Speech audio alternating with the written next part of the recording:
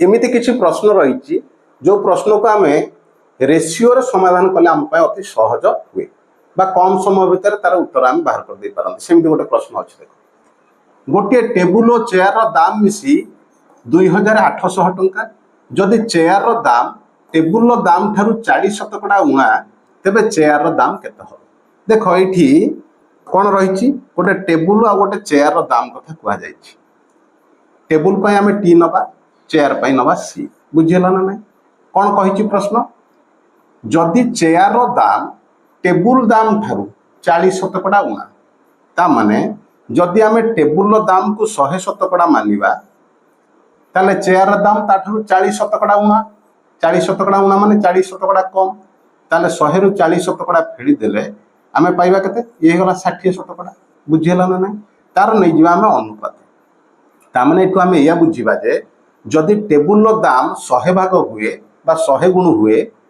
Chair दाम हम 60 भाग बा 60 गुण बुझीगला ना ना ताकू वर्तमान आमे कैंसिल कर दबा 20 रे काटी देले 20 50 100 20 रे काटी देले 20 30 60 20 30 60 बुझीगला ना वर्तमान देखो वर्तमान कौन कह जाई प्रश्न अनुसार कह जाई टेबुल और चेयर दाम मिसिकी केते 2800 टंका रही। तेबे वर्तमान ये है 5 भाग ये है 3 भाग ता माने 8 भागर दाम केते होची 8 भाग को मोट होची दाम 2800 टंका। तेबे गोटे भागर दाम केते हबो आमे 2800 रे हरि दबा केते 8 8 हरि देले आमे पाइबा याको केवल कैंसिल करबा कथा देखो 8 रे हेले 8 3 24 आ रहिला 4 40 8 5 40 ता माने गोटे भागर मूल्य हला 350 टंका। प्रश्न कौन मागी तेबे चेयर रो दाम केते चेयर रो भाग केते चेयर रो भाग हला 3 गोटे भागर दाम केते 350 जदि गोटे भागर दाम 350 टंका हुए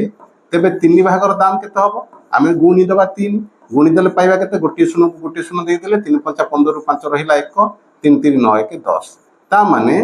गोटे चेयर रो दाम हला 1050 टंका। ऑप्शन डी होची तार सठिक उत्तर। आ गोटे प्रश्न देखा जाऊ देख एतिरे मध्य से समान प्रकार प्रश्न गोटे टेबुल और चेयर दाम मिसी 1650 टंका जदि चेयर दाम टेबुल दाम ठारू 35% उणा तेबे चेयर दाम केते हेबो। ऑप्शन रही जदि पूर्व प्रश्नटीर समाधान तुम माने बुझी पारिछ तेबे ए प्रश्नटीर समाधान करिवो एवं उत्तर बाहर करिवो एवं कमेंट्स रे जणैबो। Thanks for watching.